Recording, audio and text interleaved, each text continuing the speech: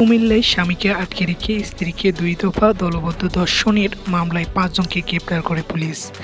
রোববার দিনভর জেলার বিভিন্ন স্থানে অভিযান চালিয়ে আসামিদের গ্রেপ্তার করে পুলিশ। পুলিশ জানায়, গেল ১৩ই মার্চ ভুক্তভোগী স্বামীর সাথে লাকসামের নানার বাড়িতে যায়। পরের দিন ভোরে নিজ বাড়িতে ফেরার জন্য লাকসামের বাইপাস মোড়ে সিএনজিতে ওঠে। সিএনজি চালক মাসুদ কৌশলে তাদের গন্ডামারা এলাকায় নিয়ে যায়। সেখানে স্বামীকে আটকে রেখে পরিত্যক্ত একটি বাড়িতে নিয়ে দলবদ্ধভাবে স্ত্রীকে ধর্ষণ করে মাসুদ ও আলী। পরিত্যক্ত ওই বাড়ি উপজেলা আওয়ামী লীগের সাধারণ সম্পাদক মোহাম্মদ আলীর। ৫ই আগস্ট সরকার পতনের পর বাড়িটি ভাঙচুর করা হয়। পরে সেখান থেকে ভুক্তভোগী বিলকিস আক্তার নামের এক নারীর ভাড়ার বাসায় নিয়ে আরেকবার নির্যাতন করা হয়।